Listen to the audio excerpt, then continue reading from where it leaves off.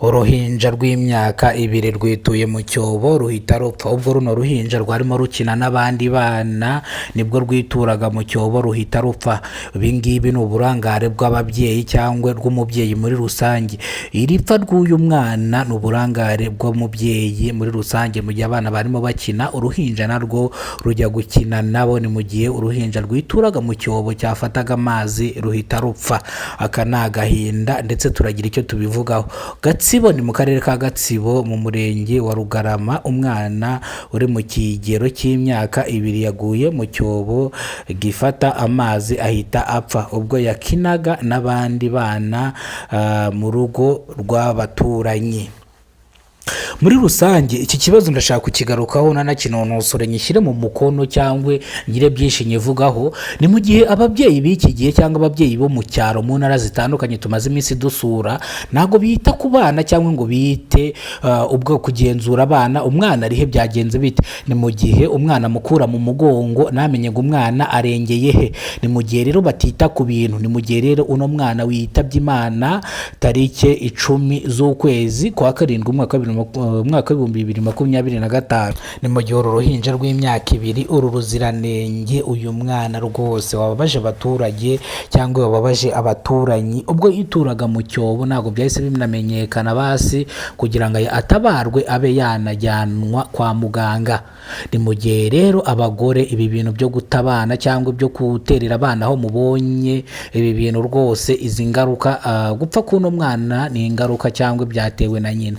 Ibi byabaye mu masaha ashyira saa 5 z'amanywa. Nanjye rero reka ngire icyo mbivugaho nk'umunyamakuru wabonye bino bintu cyangwa nk'umunyamakuru ukorera mwa kano gace.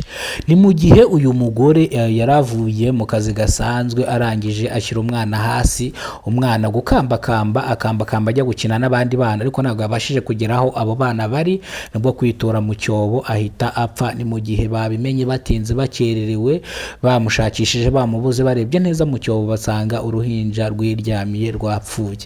Ni inkuru ibabaje, ni inkuru iteye agahinda, ni inkuru yababaje abantu benshi batandukanye. Ni mu rwego rwongera kwibutsa abana muri rusange cyangwa ababyeyi b'abana muri rusange.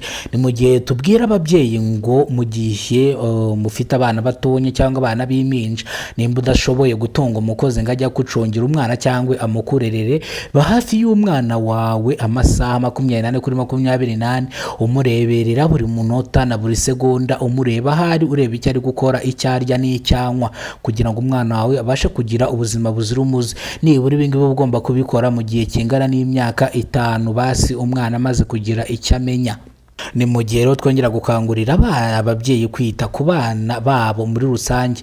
Ni mu gihe twagerageje kuvugana n'umukuru w'umudugudu kugira ngo tumubaze niba ibyaha byabereye hano cyangwa aya mahano yabereye hano yayamenye, gusa mwumva uburyo ki yatubwiye muri rusange. Ariko kugira ngo twumve ibyo umudugudu atubwiye, kora subscribe kugira ngo ujye ubasha kubona amakuru yacu. Kora subscribe kuri Kidasamura TV Rwanda ndetse no kuri BTN TV Rwanda. Aya makuru rwose aba hari ashyushye ameze neza. Reka twumve. Amazina yanjye nitwa Ndahiro Valesi, nkaba nyoboye uno mudugudu muri rusange, nkaba nkuriye n'urubyiruko hano mu mudugudu wacu muri rusange. Ni mu gihe mfite inshingano ebyiri zitandukanye. Rero ibi bibazo by'abagore batita ku bana babo rwose njyewe mba numva abana ahubwo abantu bagore bakwiye gukubitwa inkoni nyinshi. Ni ukuvuga ngo abana b'iki gihe cyangwa abagore b'iki gihe muri rusange, ni ukuvuga impamvu mvuze abana, hari abana babyara bakiri bato ugasanga umwana w'imyaka 17 18 abyaye undi mwana, bombi n'abana, ugasanga rero umwana ntabashije kumwitaho neza, ukareba wa mwana mucika yarangiza akagenda kuko muri rusange ikintu ndi buvuga, umwana ntabwo ari undi wundi. Mu gihe umwana areze undi, umwana murambika aho ngaho akahita yigira mu byiwe, ariko ntabwo ibyo ngibyo nshatse kukomozaho cyangwa nshatse kuvugaho. Icyo nshatse kuvuga ni uko uno mubyeyi yagize uburangare mu rupfu rw'uno mwana we, gusa twabimenye nuko twari turi mu tundi turimo ntitwaza, ariko rwose ejo tuzatwifatanya nabo gushyingura uyu mwana. Ariko uburangare ni ubwa nyina pe. Munyamakuru nawe bitewe na restaurant cyangwa n'abaturage mwagiye muganira, ngira ngo wabyumvise ko uburangare ari ubw'umubyeyi. None se gute umwana gucika akajya mu cyobo?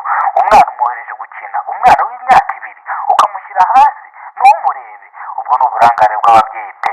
Ubwo burangare rero nk'abayobozi ntabwo rero twebwe twita ku burangare bw'abagore babo. Ni ukuvuga ngo abo bagore ikintu kizima nababwira bajye bita ku bana babo neza. neza bajye bareka gukora ibintu nk'ibi. Umwana w'imyaka ibiri n'umwana ukwiye kuba uri hafi ndetse isaha n'isaha unamureba mu gihe akunaniye mushakira umukozi.